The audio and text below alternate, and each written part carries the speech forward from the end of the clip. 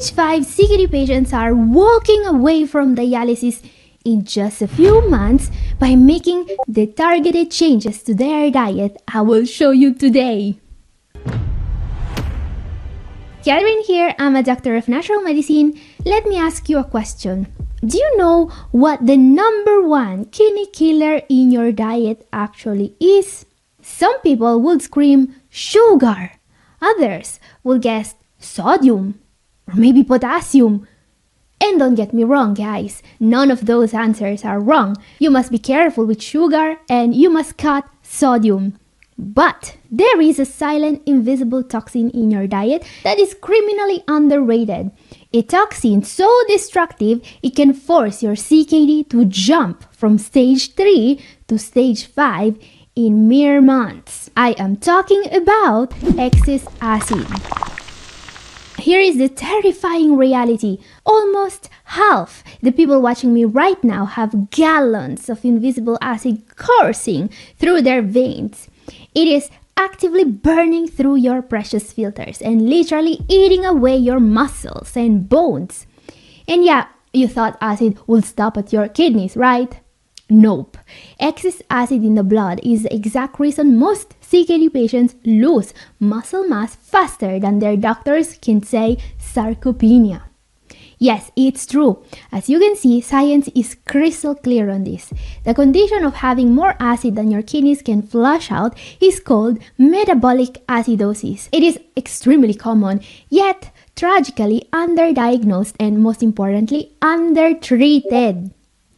In short, if you have CKD and you are not fighting the acid in your blood right now, you are sprinting toward the dialysis machine. So now the question is, what is the best way to prevent and treat metabolic acidosis? Okay guys, let's stop talking about the problem. Let's talk about the solution, because metabolic acidosis is completely treatable. And neutralizing that acid can trigger a massive life-changing improvement for your kidneys. Look at the case report I shared at the beginning of the video. This patient was put on a strict alkaline diet the exact moment dialysis started. The results? Miraculous! He didn't just get off the machine, he clawed his way back and stayed dialysis-free for years. All thanks to recipes exactly like the Alkalizing smoothie I am going to share with you right now. Okay guys, let's put together the most alkalizing recipe you've ever tried. While most modern foods dump acid into your bloodstream during digestion, every single food in this recipe acts like a sponge, soaking up and removing that acid. First ingredient here is this beautiful organic lemon. Now, I know what you are thinking. Catherine, lemons are acidic. Yes, they are acidic on the outside, but once digested, lemon is one of the most powerful alkaline forming foods on the planet. I constantly recommend it to pull my patients out of acidosis. But today we are not just squeezing the juice. We are using the whole lemon, peel included. Because here is the thing. While the juice is alkaline, the peel is where the absolute best medicine hides. The vitamins, the fiber, the polyphenols, it's all in the peel. Some of the molecules in the peel are so powerful at destroying free radicals that scientists literally use them to slow down the degeneration of kidney cells in lab studies. Which is a fancy scientific way of saying, stop throwing away your lemon peels. Next ingredient, hazelnuts. Every good smoothie needs a healthy fat. It makes it taste rich and creamy, but without adding toxic sugar. And while I love adding nuts to my smoothies, hazelnuts are truly special. A major study proves that eating hazelnuts regularly can improve your insulin sensitivity, fix your cholesterol, and slash your inflammation markers. But here is the absolute best part. Most nuts, like walnuts or pecans, are actually acid-forming. Hazelnuts, they are alkaline-forming. Eating them physically removes acid from your body. And this isn't just a theory, it is a provable, measurable scientific fact. If you look at this table, you will see that hazelnuts have a negative number, while other nuts have a positive number. That number It's called PRAL, or potential renal acid load. It's a scientific measurement of how much acid or base a food produces in the body after metabolism, alright? If you look at grains, dairy, fish, and especially meat, you will see huge positive numbers. They dump a ton of acid into your blood. But the foods in today's video are different. They put out the fire. They remove the acid. Okay, next ingredient. This is hands down the most alkalizing food on earth. Spinach. Spinach has a PRAL score that is literally off the charts. Minus 14.0. That is lower than basically any other fresh food on the planet. What does this mean for you? It means eating raw spinach is like dropping a massive sponge into your bloodstream that physically soaks up and neutralizes the acid, destroying your kidneys. Not to mention, spinach is one of the best sources of nitrates, vitamin C, and iron on earth. Now guys, before you start running around the room screaming potassium like your hair is on fire, take a breath. I know spinach is considered a high potassium food. I know. I literally design renal diets for CKD patients for a living. I can recite the potassium content of almost everything you eat off the top of my head. Here is the reality. Yes, 100 grams of raw spinach is high, about 450 milligrams. But we are not using 100 grams for this recipe. We are using less than half of that. Trust me when I tell you that small amount of potassium is not going to derail your labs, but the massive alkalizing effect of that spinach is going to aggressively pull acid out of your blood. Now, a quick warning. If you need to limit potassium, I do not recommend eating spinach regularly, especially cooked spinach. When you cook a giant cup of raw spinach, it shrinks down into a tiny, sad tablespoon. But the potassium stays exactly the same. It becomes a concentrated potassium bomb. And that's bad. Now, if you don't want to go anywhere near spinach, I have a perfect swap for you. Use arugula instead, or rocket salad. Arugula isn't quite as alkalizing as spinach, but it is extremely low in potassium and completely safe for everyone. Now guys, we will see the rest of the recipe that saved the dialysis patient from the machine in a moment. But I want you to pause and think about what we just talked about. Balancing the incredible alkalizing power of a food against its hidden potassium or sodium content. It is a terrifying tightrope walk, isn't it? This is exactly why so many CKD patients fail. You try to fix the acid, but you accidentally spike your potassium. You try to cut the carbs, but you end up eating too much protein. Because here's the thing, you cannot guess your way out of end-stage kidney disease. But here's some good news. You don't have to figure this out alone. I offer one-on-one consultations to build the exact blueprint your kidneys need. We look at your specific labs, we balance your acid levels, we manage your potassium. I do the math, so you don't have to wonder if a food is hurting or healing you at every single meal. My patients don't waste their lives obsessively weighing their foods. All they measure is their GFR improvements. By the way, I honestly didn't think I will be able to take on any new patients this year, but I've managed to free up a few extra spots. Because of the rapid results my patients are getting, these spots will not last long. If you are ready to stop guessing and start healing, send me an email right now at Catherine@newhopeforkidneypatients.com or click the link in the description below. Back to the recipe. Let's add one of the superfoods with the most powerful benefits you can find, ginger. Now, ginger is amazing and I always find ways to include it in my meals. And while ginger is very alkalizing with a PRAL of around minus 7.8, that's not the only reason why it's here. Actually, the PRAL score is calculated on a 100-gram portion, so it's best to focus on the alkalinity of the foods we eat in larger amounts, alright?